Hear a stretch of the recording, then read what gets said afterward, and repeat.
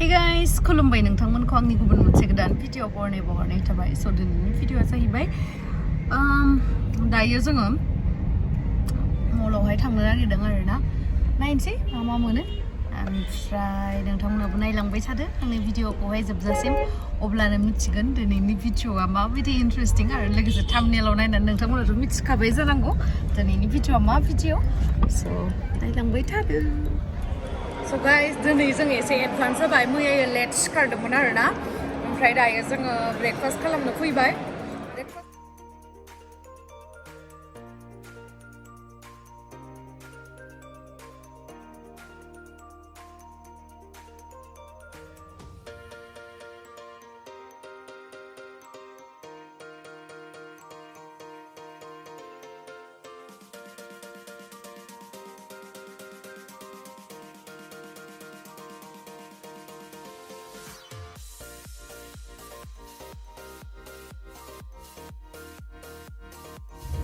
दायो ब्रेकफास्ट खालामखांनानै दायो जोङो बड'लेण्ड गेस्ट हाउसावहाय थांनो नागिरदों आरो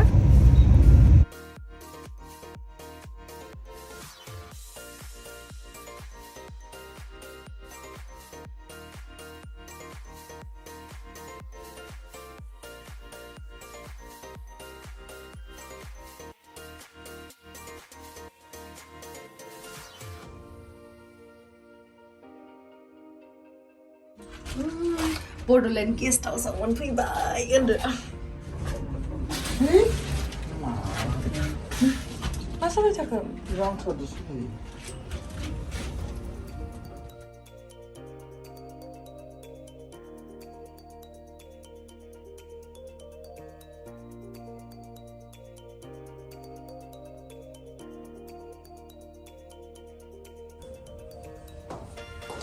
So guys, जोङो नै बड'लेण्ड गेस्ट हाउसावहाय बड'लेण्ड भवनावहाय मोनफैबाय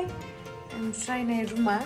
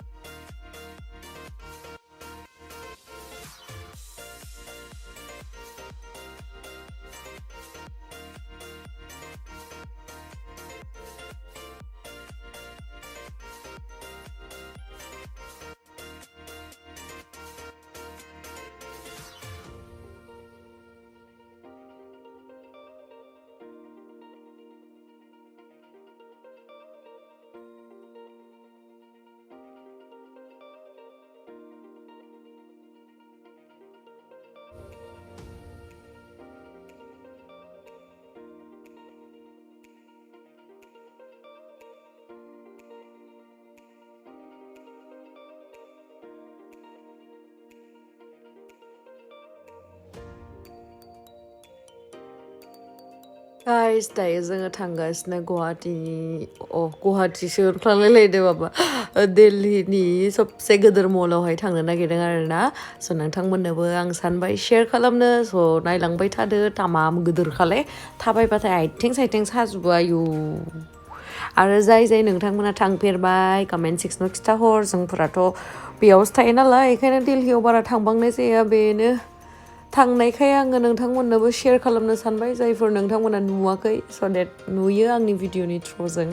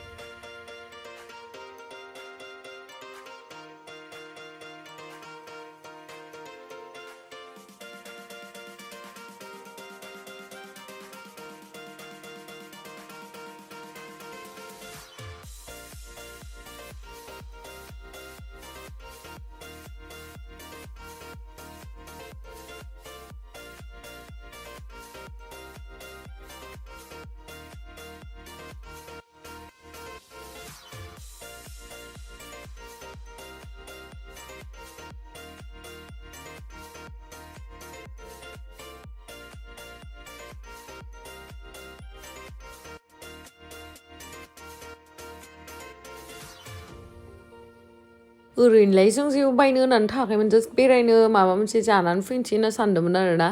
ओमफ्राय उनावहाय नैबे बिथाङा मायबा जुथा नायदो मायबा मोनसे खारनो ना मानो मोदोमानो पारफेक्टखा मालाय लोदोबो जाया जाबाबाबो होमबाबाबो खारनो थाखाय जुथा बायबाय आरो बियो ओमफ्राय आरो आंथ' एख' बायनो थाङाखैमोन खिन्थु नोंथांमोनाथ' मिथिखायो सिख्लाफोरा जेबो बायनांगौ गैयाबाबो नुबाथाय पसन्द जाबानो बायनो लुगैयो नालाय ओमफ्राय नै बेनि उनावहाय जोङो गुसि स्ट'रावहाय नाम्बारखौ रेजिस्टार खालामनानैहाय नेगासिनोमोन मानो होनना बुंबा आंथ' मिथिया नालाय गुसि स्ट'राव हाबबाथाय बेफोरबायदि माने फार्स्टआव रेजिस्टार खालामलायलायनांगौ जोंफ्रा बायफेरा नालाय मिथियामोन स' वेट खालामबाय थाथ'बाय दसे रेजिस्टार खालामनायनि उनावहाय ओमफ्राय बिनि उनावहायसो माने दा कभिडनि थाखायसो बिदि खालामदों आंथ' मिथिला जिखुनु साब्रै साबाल' सोदों आरोना बिथांमोना फैखांबा आरो जोंखौ हाबनो होगोन बेफोरबायदि ओमफ्राय नै तामामले गुसिनि ड्रेसफोरा शुफोरा बेगफोरा वाव मिलियनारि बिलियनारि जानायबाथ' तामाम बायगौमोन दाथ' फैसा गैया नालाय माथो खालामबावनो लुगैनानै थानांसिगोन आरो जि दङ बेजोंनो खुसि जानांगौ नङा होमबा बाट नोंथांमोना दाखालि आंनि गुसि बेग आनबक्सिङावनो मिथिखाबाय दा खोथाफोरखौ ओमफ्राय बेग मोनथाम बेग चुज खालामनो होदोंमोन नालाय लावदुमा आंखौ ओमफ्राय मोनथाम बेगावहाय नैबेबो दंमोन आरोना आं दा लाबाय थानाया बेबो ओमफ्राय मोनसेखौहाय आरो दंबावोमोन मोनथाम चुज खालामदोंमोन आङो बाट आंनो जा गिफ्टखौ होदोंना बेखौ चुज खालामनानै लावदुमा होबाय आरो बरिया बरिया कालेक्सन मा होनो लाक्जारियास बेग आयौ आं गोसो जादोंमोन लाबोजोबनो खिन्थु मा हानो देलाय गोसोआल' जायो हांमा थाबाय आरो इस ओमफ्राय जोङो बायखांबाय बायनानै मोननैसो माबा माबि बायबाय ओमफ्राय बायखांनानैहाय जारा श'रुमावहाय हाबनो गोसोमोन आङो बेयावहाय थांबाय बिराद गिदिर मला गिदिंख'नोनो हाया ओमफ्राय उनावहाय आं माबा माबि बायना लाबोबाय दा लास्टावहाय नुगोन नोंथांमोना बारा लाबोआखै फैसा गैया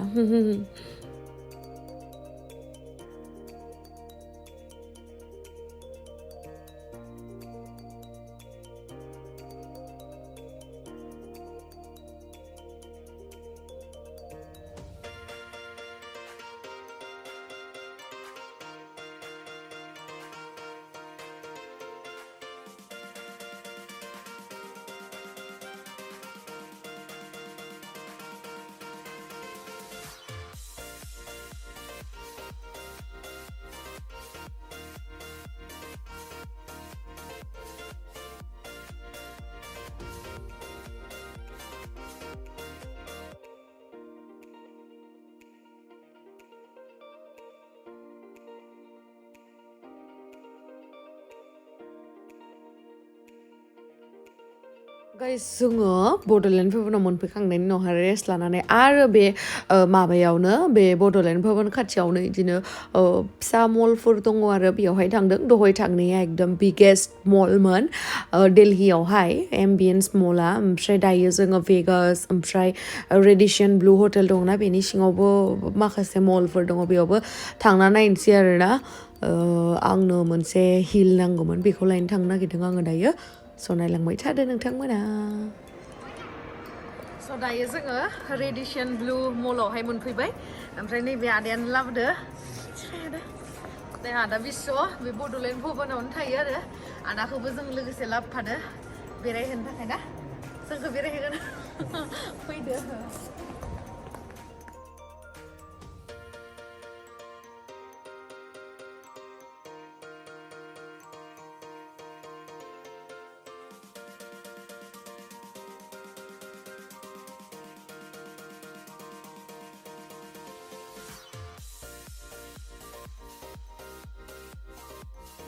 गाइस आं जेसे हायो दहायनो देखायखांखाबाय बेखायनो जल्दि जल्दि जों जेरै जि बारा एसेबां फसायनाय बायदि मोनासै नालाय बेखायनो जल्दि जल्दि फैफिनबाय ओमफ्राय दा डिनार जानोसै ओमफ्राय बेनि नेक्स्ट दिनानो आर्लि मर्निं जोंहा फ्लाइट दङ जों थांसिगोन आरोना